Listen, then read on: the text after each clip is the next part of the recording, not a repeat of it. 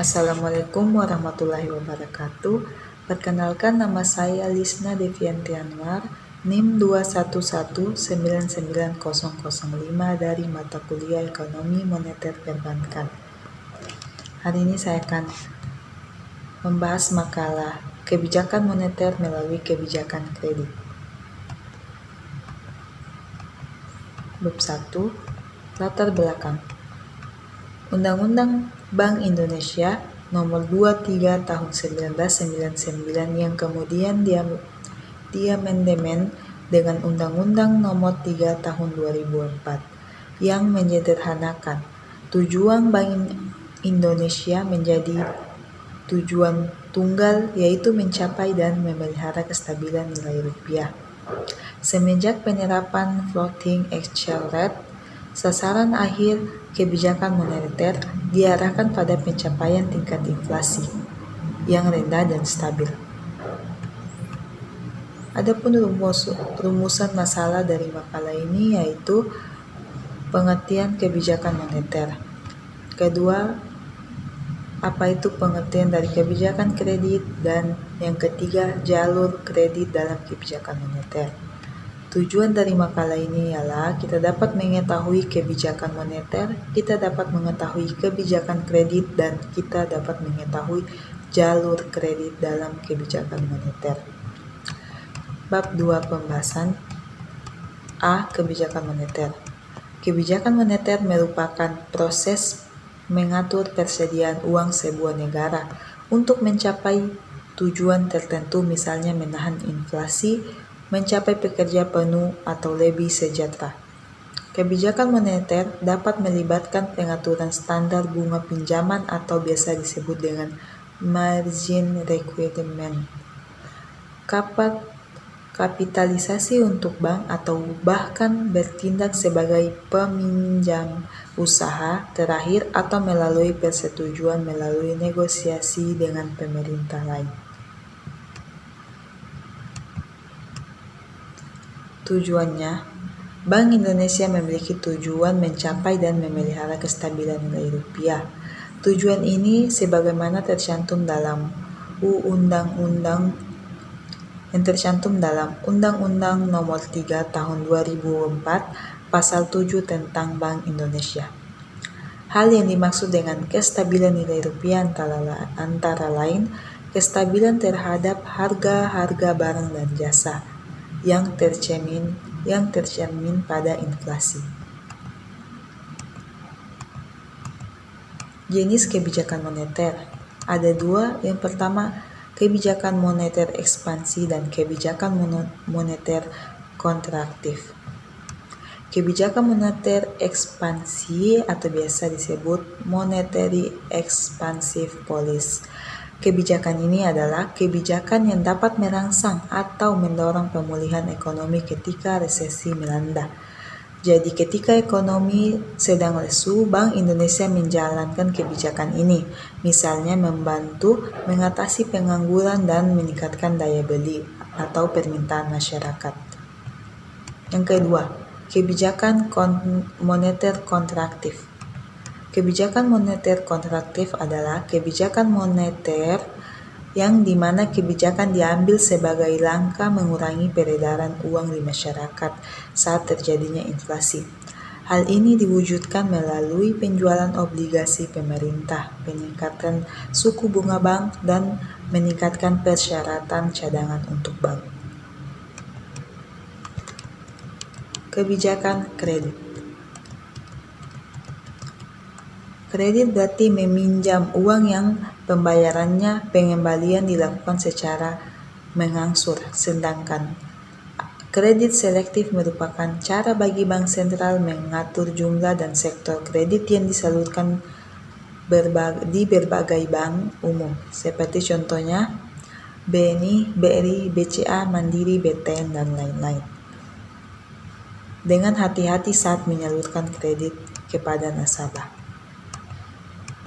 Adapun tujuan dari kredit selektif. Yang pertama, menjaga kestabilan ekonomi, menjaga stabilitas harga, meningkatkan kesempatan kerja, dan perbaikan neraca pembayaran.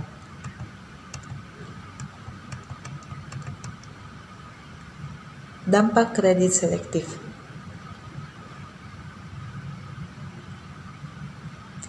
Dampak dari kredit selektif jika bank sentral mengumumkan pembaruan berbagai syarat bagi nasabah yang hendak meminjam, maka bank umum akan mematuhinya. Jika ada nasabah yang hendak melakukan kredit, maka akan dicetak apakah sudah memenuhi syarat atau belum. Biasanya terdapat 5 kriteria yang akan digunakan, atau biasa disebut dengan 5C. Yang pertama yaitu karakter, kolateral, kapital, capacity, dan condition of economy. 1. Jalur kredit bank. Bank atau biasa disebut bank lending senior. Jalur kredit bank berpendapat bahwa kebijakan moneter dapat mempengaruhi output melalui perubahan pada penawaran kredit atau biasa disebut dengan kredit supply, khususnya kredit pada bank komersial. Bernanke dan Gruyter 1995. Bank menjadi sumber kredit dominan di sebagian besar negara, terlebih dalam mengatasi permasalahan informasi di pasar kredit. Transmisi kebijakan moneter melalui jalur kredit bank dapat dijelaskan dalam 2 tahap. Tahap yang pertama merupakan transmisi di sektor keuangan yang terjadi di pasar uang karena bank sentral melaksanakan kebijakan moneter. Tahap kedua, transmisi kebijakan moneter dari perbankan ke sektor real terjadi di pasar kredit. Jumlah kredit yang disalurkan perbankan akan berpengaruh pada sektor real atau output dan inflasi melalui perkembangan investasi dan perkembangan konsumsi.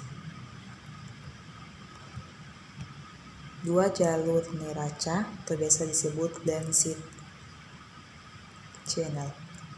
Jalur neraca didasarkan pada prediksi teoritis bahwa kredit yang diberikan oleh perbankan maupun lembaga keuangan bergantung pada posisi keuangan yang tercermin dari kondisi neraca. Peminjaman atau Brand dan Gitter 1995 secara khusus bank akan melihat jumlah aset atau kekayaan bersih peminjam, jumlah aset likuid dan jaminan pada neraca, posisi keuangan yang kuat, jumlah aset yang besar, kemungkinan peminjam untuk mengurangi potensi resiko pemberi peminjam atau biasa disebut dengan risiko kredit macet.